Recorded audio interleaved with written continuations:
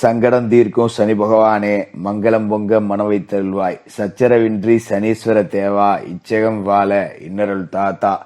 நேயர்கள் எல்லாருக்கும் வணக்கம். சனி பயிற்சி 2026, அதாவது வாக்கிய கணித பஞ்சாங்கப்படி ஒரு முழுமையான சனி பயிற்சி அப்படிங்கிறது 6ஆம் தேதி, அதாவது மார்ச் 6ஆம் தேதி காலையில 8:24 மணிக்கு நடக்க போகுது. திருநள்ளாறு நேரப்படி ஒரு அற்புதமான பயிற்சி.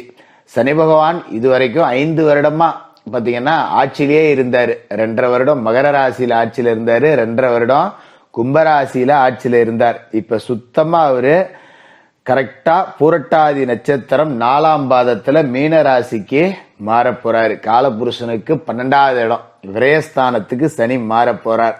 சனி பயிற்சி அப்படின்னாலே எல்லாருக்கும் பயம் இருக்கும். உங்களோட ராசிக்கு சனி என்ன போகுது, ஐயோ என்ன நடக்க போதோ, ஏது நடக்க போதோ, உலக நிலவரம் வார சரியில்லையே, இந்த வாட்டி சனி என்ன செய்ய போறாரு அப்படிங்கிற மாதிரி எல்லாம் உங்களுக்கு பயமும் இருக்கும். ஆனா பயத்தெல்லாம் ஒதுக்கி வைங்க. நிறைய நன்மைகளை வாரி கொடுக்க சனி பகவான் வரார். காலபுருஷனுக்கு 12வது வீட்டுக்கு சனி வரார் அப்படின்னா உலகத்தோட தீமைகளை எல்லாத்தையும் அழிக்க போறார். உழைச்சி சம்பாதிக்கிற எல்லாத்தையும் உயர்த்த போறார். குறுக்கு வழியில பணம் சேர்த்தவங்களெல்லாம் கால வார போறார். நல்லது நடப்பவர்களுக்கு நல்லதே நடக்கும் அப்படிங்கறதால எந்த ராசிக்காரர்களா இருந்தாலும் உங்களுக்கு சனி எத்தனாவது இடத்துல இருந்தாலும் அதை நீங்க கவலைப்பட தேவையில்லை.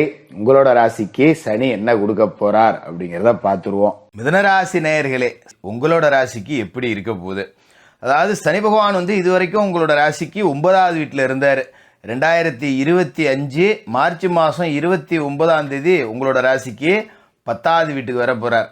அதாவது 8வது வீட்டுக்கும் 9வது வீட்டுக்கும் அதிபதியான சனி 10வது வீட்டுக்கு வர போறாரு. அங்க இருந்துகிட்டு உங்களோட ராசிக்கு 12வது வீட்டை பார்க்க போறாரு, 4வது வீட்டை பார்க்க போறாரு, 7வது வீட்டை பார்க்க போறாரு. அப்ப இதுக்கு முன்னாடி சனி இருந்த இடம் நல்லதா ஜோசியரை? இப்ப இருக்க போற இடம், அதாவது 9ஐ விட 10 நல்லதா அப்படிங்கிற கேள்விதான் உங்ககிட்ட இருக்கும். இதை வச்சு ஏதாவது நம்ம உருப்படியா அடையலாமா, நமக்கு ஏதாவது முன்னேற்றம் இருக்கா அப்படிங்கிற நிலை அப்படிங்கிறது பல பேருக்கு பலவிதமான சிந்தனை இருக்கும். என்ன காரணம் அப்படின்னு பார்த்தீங்கன்னா, இப்போ நிலை எப்படி இருக்குது அப்படின்னு பார்த்தீங்கன்னா, சனி 9ஆம் வீடு அப்படிங்கிற பாக்கியஸ்தானத்தில் இருந்தார். அது ஒரு நல்ல இடம்தான். ஆனாலும் சனி பார்வை அப்படிங்கிறது பார்த்தீங்கன்னா உங்களோட ராசிக்கு 11, 3, 6 இந்த 3 வீட்டில் விழுந்துருச்சு. இப்போ 11வது வீட்டுக்கு சனி பார்வை கிடைக்குது அப்படின்னா அந்த இடத்த அடித்து உடைச்சிருப்பார். சனி பார்க்கக்கூடிய இடத்த காலி பண்ணி விட்டுருவார். ஏன்னா அது ஒரு வஜ்ர பார்வை அப்படிங்கிறது. அப்போ லாப வீட்டை சனி பார்த்தாரு பார்த்தீங்களா? என்னதான் நாம எண்ணெயை தடவிட்டு மண்ணில் புரண்டாலும் ஒற்ற மண்ணு தான் ஒட்டும் அப்படிங்கிற மாதிரியே உழைப்புக்கு தகுந்த பலன் அப்படிங்கிறது கிடைக்கவே இல்லை. எவ்வளவோ கஷ்டப்படுறேன் நான், ஆனால் எந்த வேலையும் செய்யாதவங்களாம் கூட டக்கு டக்குன்னு முன்னுக்கு வந்துடுறான். நான் நேர்மையாக தான் இருக்கேன், கடுமையாக உழைக்கிறேன், ஒரு நாள் கூட லீவு போடாமல் ஆஃபீஸுக்கு போயிட்டுருக்கேன், சொந்த தொழிலில் அவ்வளோ பாடுபடுறேன், வேலைக்கு ஆள் கூட போடாமல் அதுக்கு சம்பளம் கொடுக்கணுமேன்னு சொல்லிட்டு நான் ஒத்த ஆளாக கஷ்டப்படுறேன், ஆனாலும் கூட பெருசாக லாபம் அப்படிங்கிறது இல்லை, வாங்கின கடனை கூட அடைக்கவே முடியல, ஏதோ கடனுக்கு வட்டி தான் கட்டி காலம் ஓடிக்கிட்டு இருக்கு அப்படிங்கிற நிலைமையில தான் இருந்திருப்பீங்க. அதுமாதிரி 3ஆம் வீடு அப்படிங்கிறதையும் பார்த்துட்டாரு இல்லையா? சகோதர ஸ்தானம் அப்படிங்கிறத சனி பார்த்து அண்ணன் தம்பிகளுக்குள்ளேயே அடிப்படியில் கொண்டு போய் விட்டுருப்பார். அண்ணன் தம்பிகளுக்குள்ளேயே ஒரு ஒத்துமை இல்லை, ஒரு சின்ன பிரிவு உண்டாயிடுச்சு, ஒரு சொத்து பத்து பிரிச்சுக்கிறதுல சண்டை, ஒரு மனஸ்தாபம், இந்த மாதிரியான வேலைகள் அப்படிங்கிறதெல்லாம் கூட நடந்திருக்கும்.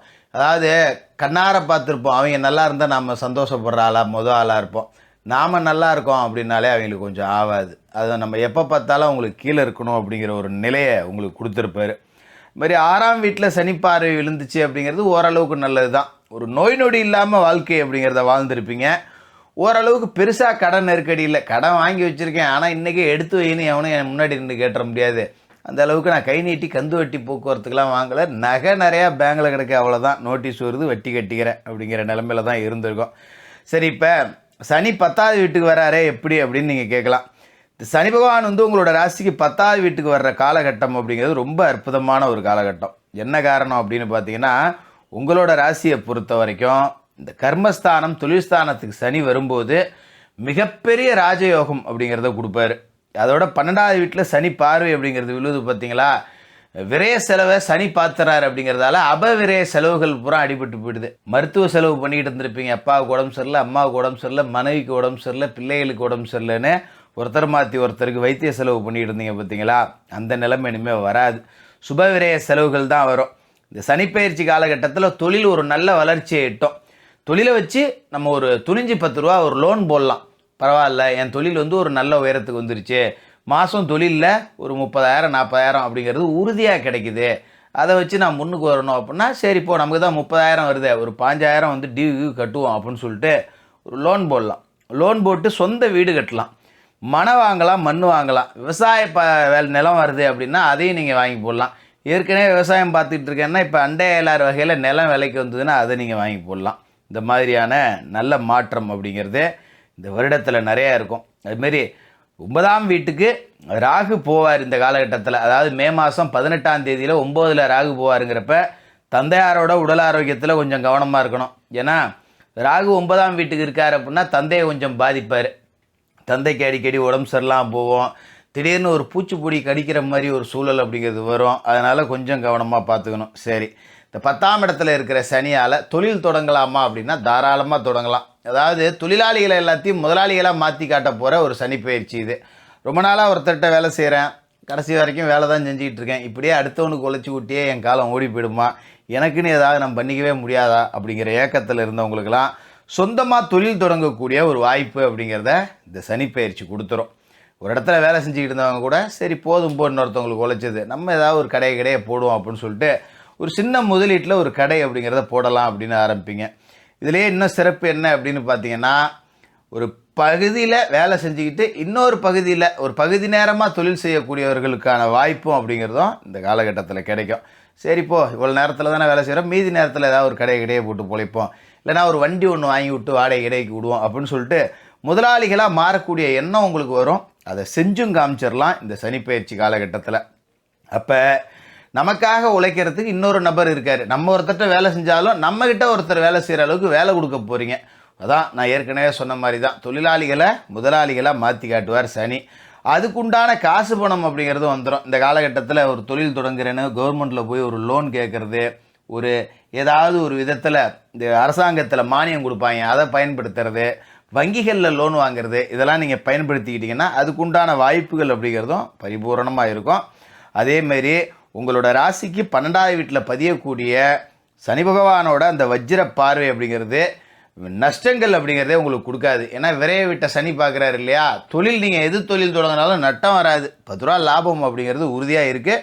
அதை வச்சு நம்ம சுப விரைய செலவுகள் செய்யலாம். இப்போ 10 ரூபா முதல் போட்டு ஒரு தொழில் தொடங்குகிறோம், 10 ரூபா லாபம் வருது, அதை அப்படியே 20ஆம் முதலீடாக மாற்றுறது, அப்படியே ஒன்று மேலே ஒன்று அப்படின்னு போயிட்டே இருக்கக்கூடிய ஒரு அமைப்பு அப்படிங்கிறத சனி பகவான் கொடுக்குறாரு. இந்த சனிப்பெயர்ச்சி முடிஞ்ச இந்த தொடங்குகிற காலகட்டத்தில் பார்த்தீங்கன்னா மே மாதத்தில் விரைய வீட்டில் இருக்கிற குரு உங்களோட சொந்த வீட்டுக்கே வருவார். குரு விரயத்தில் இருக்கிறதும் ஒன்று தான், சொந்த வீட்டுக்குள்ளேயே இருக்கிறதும் ஒன்று தான். அதனால் நீங்கள் அதை பற்றி பெருசாக கவலைப்பட்டுக்க வேண்டியதில்லை. அதுமாரி சனியோட பார்வை அப்படிங்கிறது ராசிக்கு 4ஆவது வீட்டில் விழுவும். தாயாரை குறிக்கக்கூடிய இடம் சுகஸ்தானத்தில் சனி பார்வை விழுது அப்படின்னா தாயாரோட உடல் ஆரோக்கியத்தில் கொஞ்சம் கவனமாக இருக்கணும். அதுமாதிரி 7ஆம் வீட்டில் சனி பார்வை அப்படிங்கிறது விழுவுது. கலத்திர வீடு அப்படின்னு நம்ம சொல்லுவோம் இதை. இப்போ இந்த கலத்திர வீடு அப்படிங்கிறப்ப கூட்டு தொழில் செய்ய வேண்டாம். 10 ரூபா நம்ம கம்மியாக போட்டு தொழில் செஞ்சாலும் சரி, சின்னோண்டு கடையாக வச்சாலும் சரி, சின்ன தொழிலாக செஞ்சாலும் சரி, கூட்டு தொழில் அப்படிங்கிறது இந்த காலகட்டத்தில் செய்ய வேண்டாம். ஏற்கனவே கூட்டாக தொழில் செஞ்சுக்கிட்டு இருந்தீங்க அப்படின்னா ஒப்பந்தங்களை முறையாக கடைப்பிடிச்சிங்க, இல்லை நல்ல முறையாக பிரிச்சுக்கிறது அப்படிங்கிறது இந்த சனிப்பெயர்ச்சிக்கு முன்னாடியே செஞ்சுக்கிறது அப்படிங்கிறது தான் நல்லது. அதுமாரி நண்பர்கள் வகையில் குடுக்கல் வாங்கல் இருக்கக்கூடாது. நண்பர்கள்ட்ட கொடுத்துருந்தா வாங்கிடுங்க, வாங்கியிருந்தா டக்குன்னு தூக்கி எரிஞ்சிட்டு போயிடுங்க. எங்கேயோ வெளியில் கூட 10 ரூபா கடை இருக்கலாம், கூட பழகினவங்கள்ட்ட குடுக்கல் வாங்கல் வேண்டாம் அப்படிங்கிற மாதிரி. இதுமாரி சில பேருக்கு வெளிநாடு போகக்கூடிய வாய்ப்பு அப்படிங்கிறது கிடைக்கும், கிடைச்சா ஓடி போயிடுங்க. ஏன்னா 7ஆம் வீட்டில் சனி பார்வை விழுவுது அப்படிங்கும்போது குடும்பத்துக்குள்ளே சின்ன சின்ன பிரச்சனை கணவன் மனைவிக்குள்ளே வந்துக்கிட்டே இருக்கும். ஏதாவது ஒன்று கிடக்க ஒன்று பேசிகிட்டு இருப்போம். நம்ம நல்லது தான் செய்வோம், வீட்டுக்கு ஏதாவது வேணா வாங்கிட்டு போனோம்னா இது எதுக்கு இவ்வளோ போட்டு வாங்கிட்டு வந்தேன்பாங்க, வாங்காமல் போனோம்னா இதை கூட வாங்கிட்டு வர தெரியாதாம்பாங்க. அப்படி ஏதாவது ஒரு வகையில் பிரச்சனை வந்துக்கிட்டே இருக்கும். அப்போ நம்ம கொஞ்சம் காலகட்டத்துக்கு பிரிஞ்சிருக்கிறதே நல்லது. பிரிஞ்சிருந்தோம் அப்படின்னா இந்த இது அதில் அடிபட்டு போயிடுது. அப்போ அதை வச்சு நாம் இன்னும் வருமானம் அப்படிங்கிறத கூடுதலாக பண்ணலாம். குறிப்பாக பெண்கள் பேரில் தொழில் செஞ்சீங்க அப்படின்னா பெரிய அலர்ச்சி அப்படிங்கிறது இந்த காலகட்டத்தில் இருக்குது. அது தாயாக இருக்கலாம், இல்லை மனைவியாக இருக்கலாம், சகோதரியாக இருக்கலாம். வேணாம், சகோதரி கூட தேவையில்லை. ஏன்னா 3ஆவது வீட்டில் சனி பார்வை விழுது, சகோதரி கூட தேவையில்லை. தாய், மனைவி அப்படி யாரையாவது ஒருத்தர் பேரில் தொழில் தொடங்கி அவங்கள தொழில் நிறுவனத்தோட இந்த கல்லாப்பட்டியில் உட்கார வச்சு காலையில் அவங்கள வச்சு விளக்கேற்றி ஒரு தொழில் அப்படிங்கிறத தொடங்கினீங்கன்னா பெரிய உச்சத்துக்கு போகக்கூடிய ஒரு அமைப்பு அப்படிங்கிறதையும் இந்த சனி பெயர்ச்சி அப்படிங்கிறது உங்களுக்கு கொடுக்குது. அதாவது 9ஆம் வீட்டில் சனி இருந்ததை விட 10ஆம் வீட்டில் கூடுதல் வருமானம் அப்படிங்கிறத கொடுப்பாரு. அதை வச்சு 10 ரூபா கடங்கண்ணி அடைக்கலாம். எல்லாமே நல்லபடியாக நடக்கக்கூடிய வாய்ப்பு அப்படிங்கிறதும் இருக்குது. மொத்தத்தில் இந்த சனி பெயர்ச்சி உங்களுடைய ராசியை பொறுத்த வரைக்கும் தொழிலாளியாக இருந்தவர்களை கூட முதலாளியாக மாற்றி காட்டும். அதுமாரி வேலை செய்யக்கூடிய இடத்துல பெரிய பதவிகளை அலங்கரிக்கக்கூடிய வாய்ப்பு அப்படிங்கிறதையும் கொடுக்கும். இந்த சனி பெயர்ச்சி காலகட்டத்தில் என்ன செய்யணும் அப்படின்னா, சனிக்கிழமையில் சனி பகவானுக்கு எள்ளெண்ணெய் தீபம் ஏற்றி மாற்றுத்திறனாளிகளுக்கு உங்களால் முடிஞ்ச உதவிகள் செய்யுங்க. இந்த சனி பெயர்ச்சி உங்களுக்கு ரொம்ப சிறப்பாக இருக்கும். மிதுன ராசிக்காரர்களுக்கு வாழ்த்துக்கள்.